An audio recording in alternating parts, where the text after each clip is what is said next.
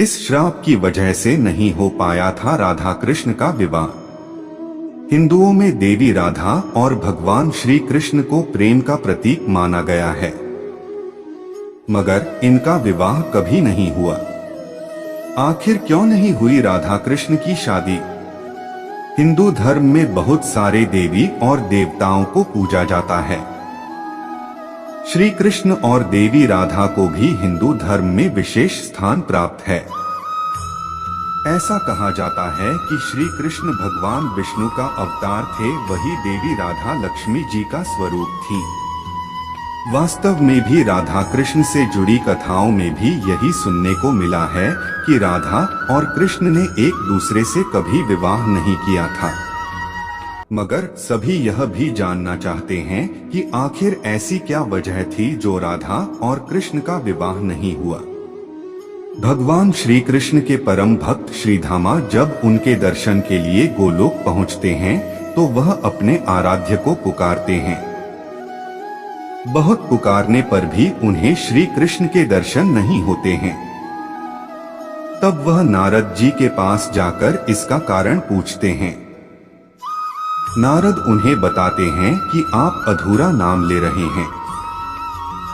गोलोक में श्री कृष्ण से पहले आपको श्री कृष्ण प्रेमिका राधा रानी का नाम लेना होगा। श्रीधामा को नारद मुनि की बात समझ नहीं आती है।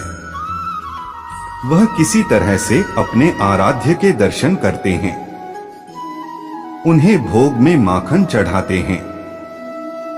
मगर जब श्रीधामा देखते हैं कि राधा उन्हें अपना झूठा माखन खिला रही हैं, तो उन्हें क्रोध आ जाता है। वह श्री कृष्ण से पूछते हैं कि प्रेम और भक्ति में क्या श्रेष्ठ है। तब श्री कृष्ण अपने भक्त को द्वारपाल बनाकर विश्राम करने चले जाते हैं और वहीं सोचते हैं कि प्रेम और भक्ति में क्या श्रेष्ठ है। श्री कृष्ण को जब कुछ समझ नहीं आता तो वह राधा को याद करते हैं और राधा भी उनके पास दौड़ी चली जाती हैं। मगर श्रीधामा उन्हें अंदर नहीं जाने देते। दोनों में तर्क वितर्क होता है।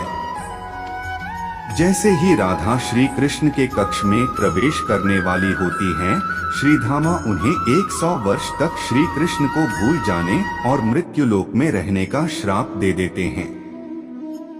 श्रीधामा के श्राप के बाद राधा को पृथ्वी लोक जाना होता है।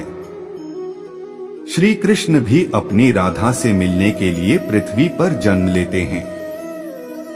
मगर राधा को गोलोक का कुछ भी याद नहीं होता। भले राधा को गोलोक के बारे में कुछ भी याद नहीं होता, मगर श्री कृष्ण उन्हें कभी सपने तो कभी अपनी आंखों में गोलोक के दर्शन कराते रहते हैं।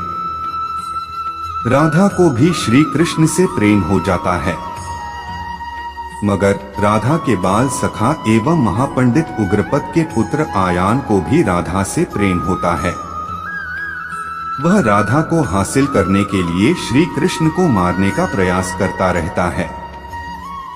राजा कंस के साथ मिलकर वह श्री कृष्ण को राधा से दूर करने के लिए एक के बाद एक असुर बुलाता है, मगर राधा कृष्ण को अलग नहीं कर पाता है। तभी एक घटना के दौरान राधा के पिता को अपने परम मित्र उग्रपद को वचन देना होता है कि वह जीवन में एक बार उग्रपद की किसी एक मांग को जरूर पूरा करेंगे। मौका आने पर उग्रपद अपने बेटे आयान का विवाह राधा से करने की बात रखते हैं। मगर राधा के पिता राधा का विवाह श्री कृष्ण से ही कराना चाहते हैं और अपना वचन पूरा नहीं कर पाने के लिए वह संन्यास लेने की घोषणा करते हैं। तभी श्री कृष्ण को गोलोक में श्रीधामा द्वारा राधा को दिया श्राप याद आता है। श्री कृष्ण इस बात का जिक्र राधा से करते हैं और विवाह को न करने की बात रखते हैं। इसके साथ ही वह राधा को पुत्री धर्म निभाने के लिए भी कहते हैं। राधा अपने पिता का मान रखने के लिए श्री कृष्ण की जगह अपने बाल सखा आयान से विवाह कर लेती हैं और श्री कृष्ण भी अपना कर्म करने के लिए वृंदावन से मथुरा चले जाते हैं। इस तरह राधा और कृष्ण कभी भी एक दूसरे से विवाह नहीं कर पाते हैं।